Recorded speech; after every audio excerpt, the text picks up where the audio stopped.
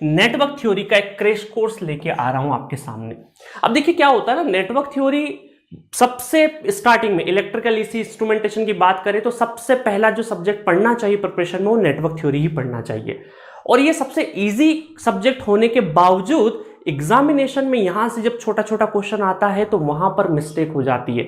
इस सब्जेक्ट के साथ में एक दिक्कत यह है कि अगर इस सब्जेक्ट से इजी क्वेश्चन आया है और बहुत बार बहुत सारे स्टूडेंट जिनका तैयारी बहुत अच्छा होता तो भी वो नेटवर्क थ्योरी के एक या दो क्वेश्चन जो कि बनने चाहिए, है ना, ऐसा भी नहीं कि वो आउट ऑफ बॉक्स चीजें पूछ लेते, एक कोई बनने वाला क्वेश्चन है जिसमें छोटी सी चीज पूछी और वहां पर स्लाइट कैलकुलेशन मिस्टेक या फिर कॉन्सेप्चुअली नहीं ढंग से पकड़ने की वजह से एक क्वेश्चन या दो क्वेश्चन गलत करते जिसकी वजह से उनका रैंक काफी डाउन होता है। क्यों?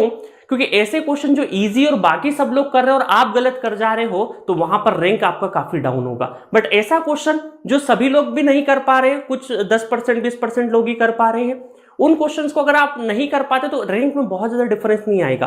बट मेजॉरिटी ऑफ कैंडिडेट अगर किसी क्वेश्चन को कर रहे हैं और आप नहीं कर रहे या फिर आपने वहां पे नेगेटिव लगा दिया है, चाहे वो टाइम का नेगेटिव हो चाहे नंबर का हो, तो आपका रैंक काफी पीछे जा सकता है।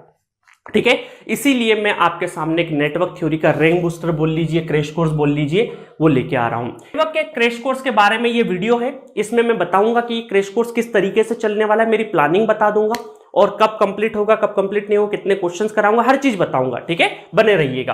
तो नेटवर्क थ्योरी के क्रैश कोर्स में देखिए सबसे पहले तो हम ये करते हैं कि जो इलेक्ट्रिकल है, ईसी है और इंस्ट्रूमेंटेशन है, ये तीनों ब्रांच में नेटवर्क थ्योरी का अच्छा खासा रोल है। तो मैं यहाँ पे अप्रॉक्स वेटेज लिख देता हूं, एकदम मैं बहुत ज्यादा वहां अंदर नहीं जा रहा हूं। 7 से लगा के 10 नंबर के बीच में वेटेज होता है लगभग, है ना, किसी में 8 भी हो सकता है, कभी किसी में 9 भी हो सकता है, बट मोटा मोटी ये रेंज होती है 7 से लगा के 10 नंबर तीनों ब्रांच में। और बहुत ही इंपॉर्टेंट सब्जेक्ट होता है क्योंकि यहां से मैंने अभी बताया थोड़ी देर पहले कि क्वेश्चन गलत अगर करते हो तो रैंक काफी डाउन जाता है ना। एक कोर सब्जेक्ट का क्वेश्चन गलत करते हो या क्वेश्चन नहीं बनता है तो रैंक इतना डाउन नहीं जाएगा। बट नेटवर्क थ्योरी जैसे सब्जेक्ट्स का अगर एक क्वेश्चन गलत करते हो या कैलकुलेशन मिस्टेक की वजह से वो क्वेश्चन नहीं हो पाता है तो आपका रैंक काफी डाउन जा सकता है।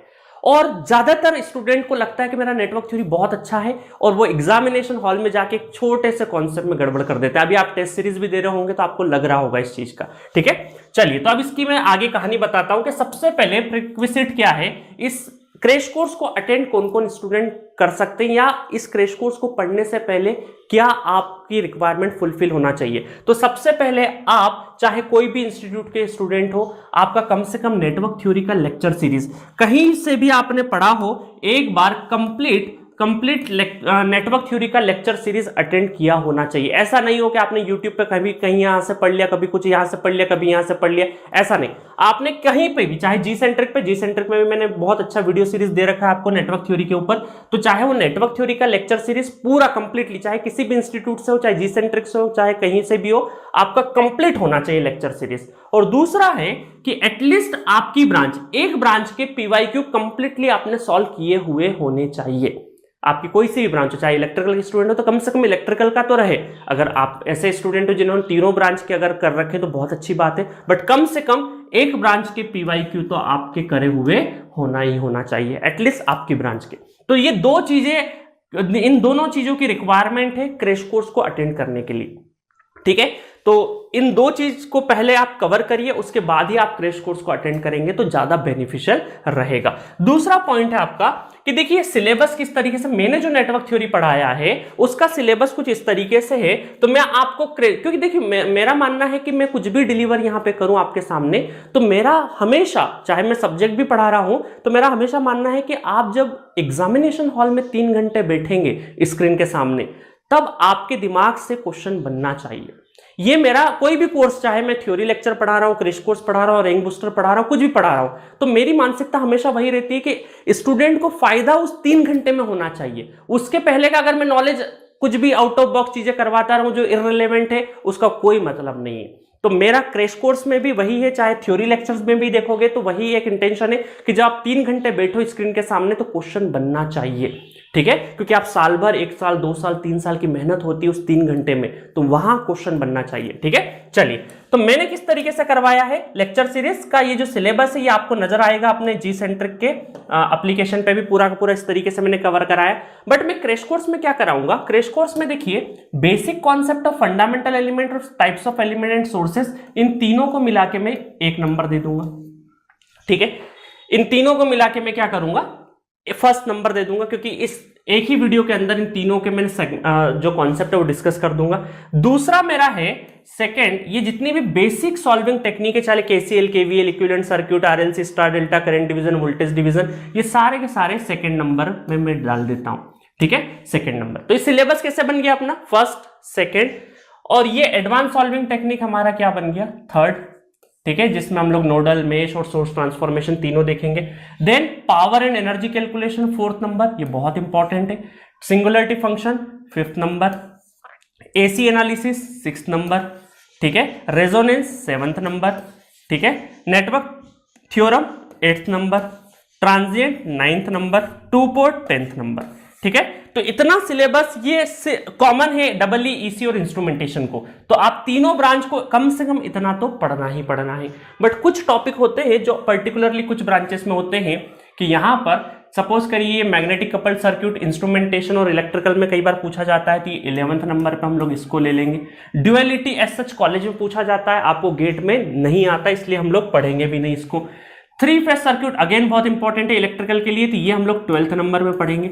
ठीक है, और यहां पर पैसिव फिल्टर सिर्फ इंस्ट्रूमेंटेशन में, ग्राफ थ्योरी अब हट चुका है सिलेबस से, लोकस डायग्राम भी सिर्फ इंस्ट्रूमेंटेशन को है, तो ये इंस्ट्रूमेंटेशन के पर्पस के हिसाब से पैसिव फिल्टर्स और लोकस डायग्राम ये 13 नंबर में पढ़ाऊंगा। तो ये 13 पॉइंट में मैं पूरा का पूरा आपका नेटवर्क थ्योरी का क्रैश कोर्स जो है वो कवर करने वाला हूं। ईसी के लिए, क्योंकि बहुत सारे स्टूडेंट सिलेबस को लेके भी काफी कंफ्यूज है, ईसी के लिए आप 10th नंबर तक, आप 1 से लगाकर 10वें नंबर तक ईसी कैंडिडेट के लिए पूरा पूरा सिलेबस है। और ये जो बचा हुआ है 11, 12 और 13, ये कहीं ना कहीं कुछ इसमें से मैग्नेटिक कपल्ड सर्किट और 3 फेज इलेक्ट्रिकल के लिए बहुत ज्यादा इंपॉर्टेंट है, और पैसिव फिल्टर्स और लोकस डायग्राम इंस्ट्रूमेंटेशन के लिए।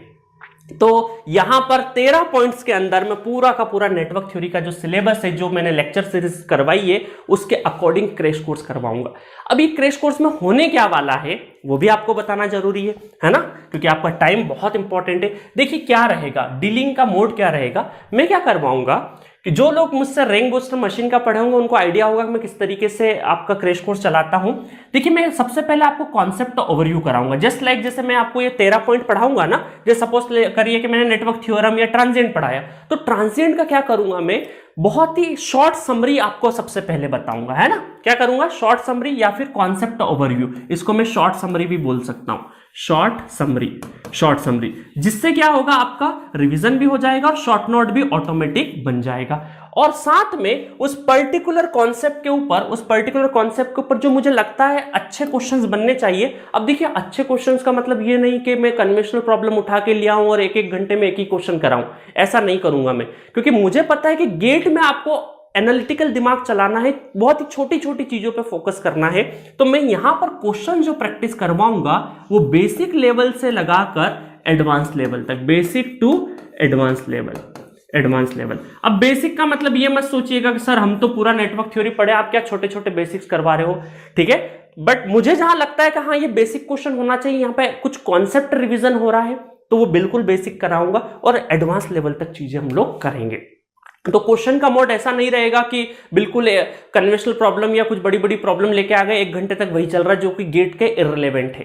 ठीक है, देखिए कुछ भी पढ़ोगे नुकसान तो है नहीं, बट फायदा कितना है इस बात पे मैटर करता है कि भाई, क्योंकि टाइम जो है वो कहां से लेके आएंगे, भाई टाइम का भी तो आपका वैल्यू है ना। तो मेरा मानना है मैं बेसिक से लगा के एडवांस लेवल में कुछ इस तरीके क्वेश्चन छाटूंगा, और ये नंबर रहेगा क्वेश्चन का लगभग 100 से लगाकर 120 या 130 क्वेश्चन, अब जितना भी बन जाए, है ना, जितना भी बन जाए, जहां पर मुझे सेटिस्फेक्शन मिल जाएगा कि हाँ इतने क्वेश्चन में पूरा का पूरा नेटवर्क थ्योरी कवर हो चुका है, ईच एंड एवरी कॉन्सेप्ट हो चुके हैं, उसके ऊपर हर एक वैरायटी का क्वेश्चन हो चुका है। इसमें 100 या 130 है तो हर एक वैरायटी के क्वेश्चंस आपको मिलेंगे, और इसमें पूरा का पूरा आपका नेटवर्क थ्योरी का कवरेज हो जाएगा 100 से लगाकर 130 में। ठीक है, और कॉन्सेप्ट का शॉर्ट समरी भी बताऊंगा, ऐसा नहीं कि सिर्फ क्वेश्चन करा दी, शॉर्ट समरी भी बताऊंगा, क्योंकि थॉट प्रोसेस भी मुझे डेवलप कराना है कि एक्चुअल गेट एग्जामिनेशन में जब बैठेंगे तो आपका दिमाग किस तरीके से चलना चाहिए किस क्वेश्चन को लेके। ठीक है, तो बहुत ही मजा आने वाला है, मुझे भी बहुत पर्सनली बहुत मजा आने वाला है, क्योंकि मैं जब ऑफलाइन क्लासेस चलती थी ना तो 3-4 साल में लगातार दिसंबर वाले मंथ में जो रैंक बूस्टर सीरीज बोल सकते हैं, अब रैंक बूस्टर तो हमारा नाम है, वहां रैंक इंप्रूवमेंट बैचेस चलती थी कि कहीं ना कहीं किस तरीके से रैंक इंप्रूवमेंट हो स्टूडेंट का जो ऑलरेडी बहुत अच्छी तैयारी करे हुए हैं, तो वैसी बैचेस मैंने बहुत पढ़ाई है। इसीलिए आप देखिएगा मशीन वाले में भी सेगमेंट में भी मैंने बहुत अच्छे से डील किया है। अब आपको क्या करना है, मेरी एक और रिक्वेस्ट है आपसे कि प्लीज रिवीजन बहुत अच्छे से करते रहिए, टेस्ट सीरीज से देने से नहीं डरना है आपको, टेस्ट में चाहे कितना भी नंबर हो, टेस्ट को बहुत ही प्रॉपर तरीके से एनालाइज करते रहना है, चाहे स्कोर कार्ड कुछ भी हो, 25 नंबर, 30 नंबर, 35 नंबर, 40, 50, 60, 65, 70, 85, जो भी नंबर हो गेट में, गेट का स्कोर कार्ड मैटर करता है, क्योंकि करेंटली गवर्नमेंट की इतनी पॉलिसी चेंज होती जा रही है कि आने वाले टाइम में, क्योंकि गेट स्कोर कार्ड अच्छा रहेगा, 3 साल तक का रिलैक्सेशन है, वो यूज कर सकते हो आप 3 साल तक स्कोर कार्ड, और वो स्कोर कार्ड का मायना कब इंपॉर्टेंट हो जाए हमें नहीं पता। पॉलिसीज प्राइवेट सेक्टर कि इतनी ज्यादा चेंज होती जा रही कि हो सकता है कुछ कुछ ऑर्गेनाइजेशन में गेट स्कोर कार्ड से ही एंट्री लेवल हो, फॉर्म ही गेट वाले भर सकते हो, गेट स्कोर कार्ड वाले, ऐसी पॉलिसीज भी फ्यूचर में आ सकती है। इसलिए प्लीज आपके हाथ में है मेहनत करना, और गेट स्कोर कार्ड, एक अच्छा गेट स्कोर कार्ड आपके पास होना ही चाहिए, ताकि आप जब भी इंटरव्यू डेस्क पे बैठेंगे तो आपके सामने बार्गेनिंग पावर थोड़ा सा ज्यादा रहे।